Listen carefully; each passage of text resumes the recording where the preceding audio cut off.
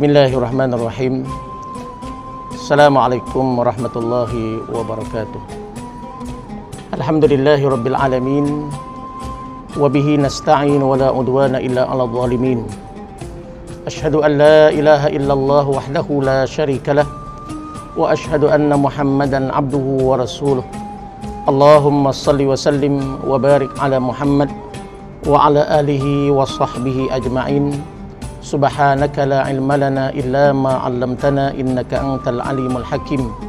Wala haula wala quwwata illa billahil aliyil azim. Amma ba'd.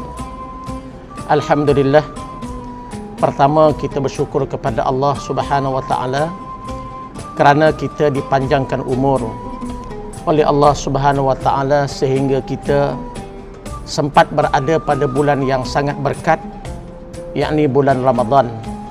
Bulan yang dimuliakan oleh Allah Subhanahu wa taala, bulan yang diwajibkan oleh Allah supaya kita menunaikan ibadah puasa.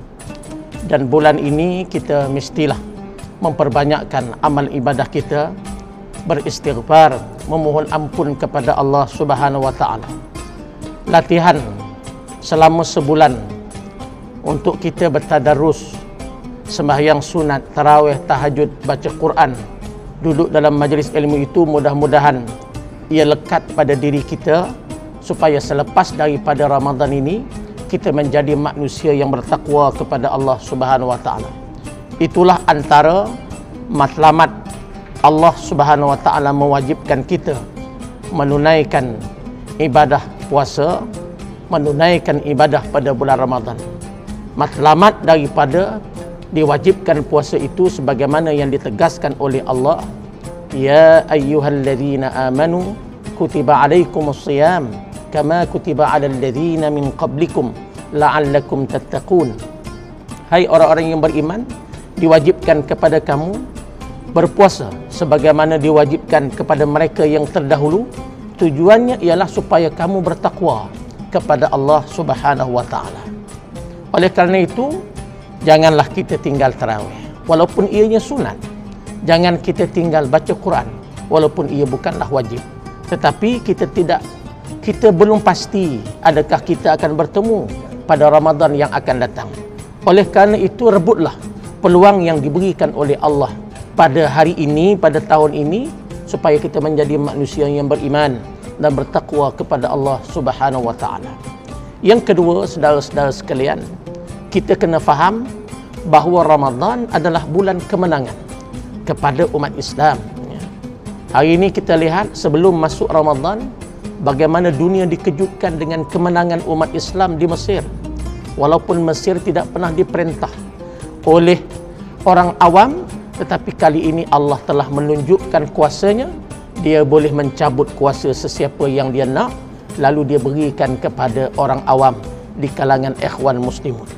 Dan kejayaan terbaru pada bulan Ramadan, 2-3 hari lepas, kita lihat bagaimana Presiden Mesir telah mengumumkan bahawa perjanjian Gaza itu ditarik balik dan telah dibenarkan rakyat Palestin memasuki Mesir tanpa menggunakan sebarang visa.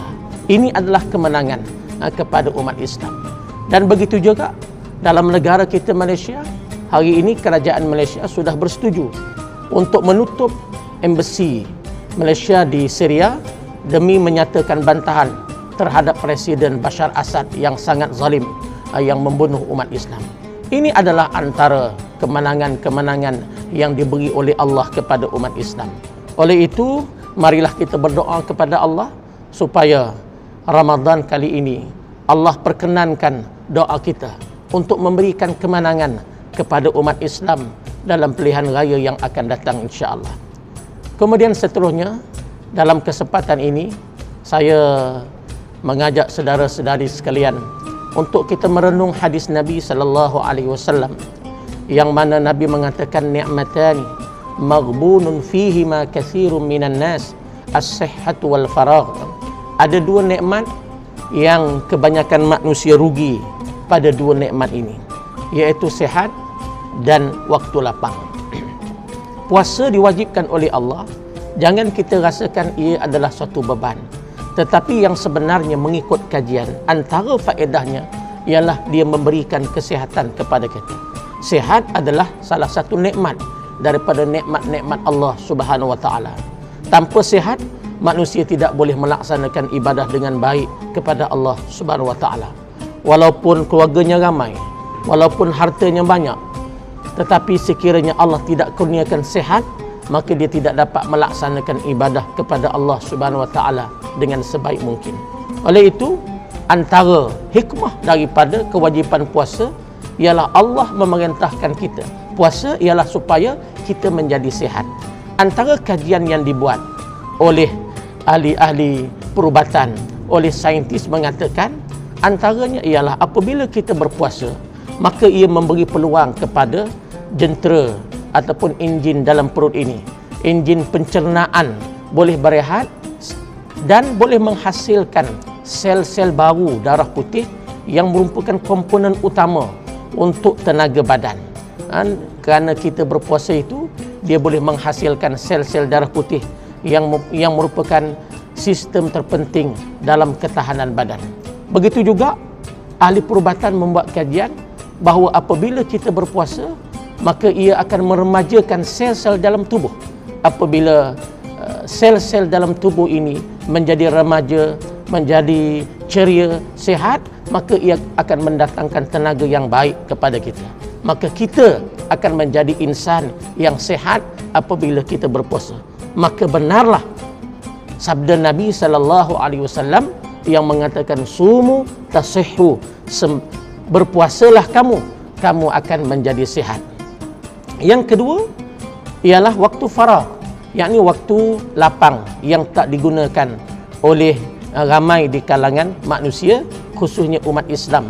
Mereka menggunakan waktu lapang itu dengan perkara-perkara yang tidak memberikan manfaat dan faedah kepada mereka.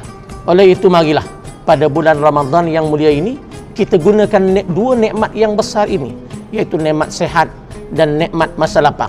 Sudah barang tentu apabila mari saja bulan Ramadan, kita mempunyai banyak masa untuk kita membaca Al-Quran. Baca Al-Quran, pahalanya sangat besar pada bulan Ramadan ini. Kalau luar daripada Ramadan pun pahalanya besar, maka dalam Ramadan pahalanya sangat besar.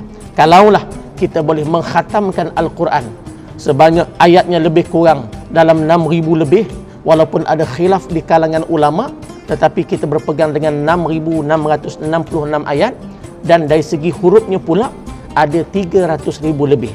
Fadilat bacaan Al-Quran ini bukan dikira kepada ayatnya, tapi dikira daripada hurufnya. Satu huruf yang kita sebut, maka akan dibalas 10 kebaikan oleh Allah Subhanahu wa taala, sebagaimana yang dinyatakan oleh Nabi sallallahu alaihi wasallam, man qara'a harfan minal Quran falahul hasanah wal hasanatu bi asyri amsalha wala aqulu alif lam mim harfun walakin aqulu alifun harfun wa mimun harfun wa lamun harfun. Sesiapa yang baca satu huruf daripada Al-Quran, maka Allah akan membalas 10 kebaikan. Aku tidak kata alif lam mim itu satu huruf, tetapi aku kata alif satu huruf, lam satu huruf, mim satu huruf. Berusahalah kita memperbanyakkan membaca Al-Quran, kerana antara fadilatnya apa yang saya sebutkan tadi, di akhirat esok ialah tingkatan darjat kita dalam syurga berdasarkan kepada banyak mana kita membaca Al-Quran. Di samping kita mestilah beramal dengan bersungguh-sungguh kepada apa yang kita baca.